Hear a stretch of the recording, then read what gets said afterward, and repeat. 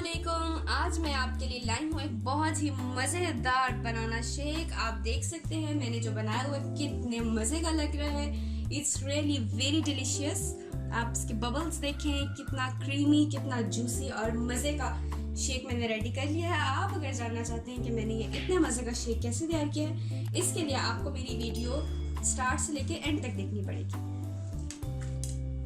आप इसके ingredients note करें, मेरी वीडियो कंप्लीट देखें। लेकिन वीडियो पर जाने से पहले आपने अगर मेरे चैनल को लाइक और शेयर सब्सक्राइब नहीं किया तो आप पहले इसको सब्सक्राइब करें। इसके अलावा आप हमें फेसबुक पे, इंस्टाग्राम पे, टिकटॉक पे और ट्विटर पे भी ज्वाइन कर सकते हैं।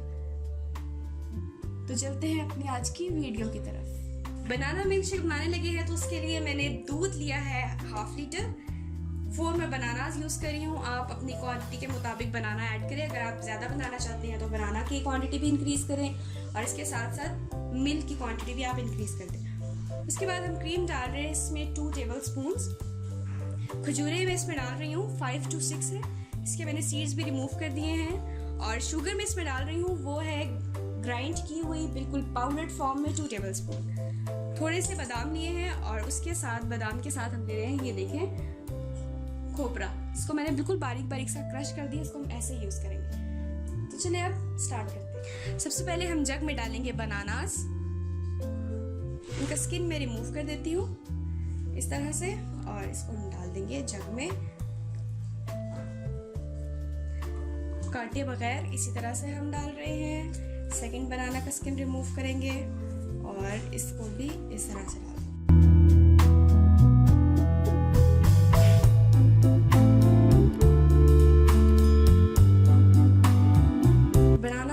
सारे मैं डाल चुकी हूँ। अब इसमें हम बाकी की चीज़ें ऐड करते हैं। डाल रही हूँ इसमें मिल्क 1/2 लीटर हमने लिया था और ये देखिए ये मिल्क चला गया। अब इसमें डाल देते हैं क्रीम से बहुत ही मज़े का शेक बनेगा। थिक सा क्रीम में थोड़ा सा मैंने दूध ऐड किया था, उसको अच्छी तरह से बीट कर लिया था। अब इसके बाद हम डाल देते हैं खजूरें और एंड पे हम डालेंगे पाउडर्ड शुगर। अब इसको कर देते हैं ग्राइंड 2 से 3 मिनट के लिए।